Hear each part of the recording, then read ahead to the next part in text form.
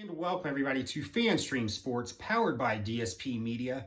This is the Fighting Irish Daily Blitz, and I'm your host, Rob Fedoff, also known as RPT, for this quick instant reaction analysis to Notre Dame men's basketball tonight against Boston College at Boston College, looking for our first ACC victory. We led pretty much 95% of this game. However, Boston College goes on a 17-4 run, takes their first lead with 1 minute and 42 seconds left in the game. They never look back. They win 80-73, dropping us to 0-4 in the ACC, 8-7 overall. Boston College goes to 8-7 themselves, but they're 2-2 in the ACC. This team's just not that good. I've said this before. It's probably they're absolutely they're terrible right now. And I don't see that getting any better.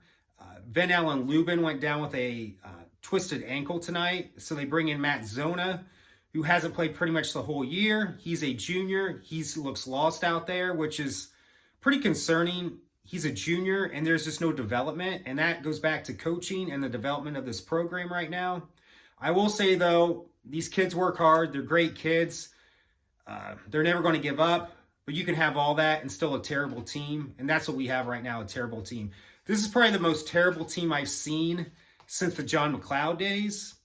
We did have a really bad team in 2013 and 2014. However, that was the year Jaron Grant had to sit out most of the year because of grades. Demetrius Jackson was a freshman that year, had some grade issues.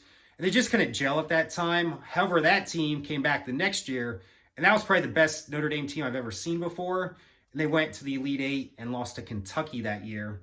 Probably could have won a national title that year, but I don't see a team next year doing that at all, the way this program is at the moment. I will say, like I said, there is toughness with this team, never going to give up. And Dane Goodwin tonight, he had the flu. They didn't know if he would play. It looked like he was going to hurl at any moment. Sorry to be that graphic, but it looked pretty bad at one moment. He ended up with 16 points. Nate Laszewski had 6 points. J.J. Starling, 16 points. However, he only had 2 fouls, and he sat out like the last minute and 20. I don't know what Coach Bray was thinking there. Cormac Ryan, 11. Venell and Lubin, before he got hurt, 1 point. Matt Zona did come in for a little bit. 2 points, 1 foul, and 1 rebound. That's just not going to do it. Marcus Hammond had 5 points.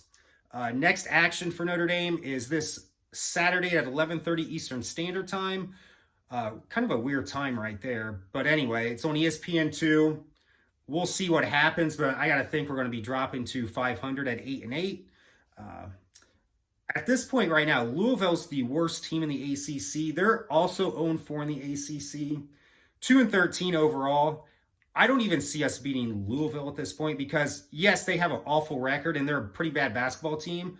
However, they have athletes, really good athletes on the team. And even when Notre Dame is pretty good, they do struggle with very athletic teams.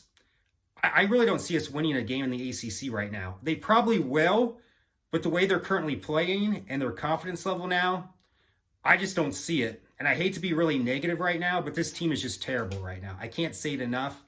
And I'll tell you right now, LaFonso Ellis is not coming through that locker room. Bonzie Colson is not coming through that locker room. Luke Herringody is not coming through that locker room. We do not have any players close to that right now. Heck, I would even take, at this point right now, I would take Jack Cooley or John Mooney. They were decent players. They weren't, LaFonso Ellis. I would take those players right now for this team. And I respect Coach Bray, but when they interviewed him at halftime, I mentioned this before in another podcast, he looks defeated.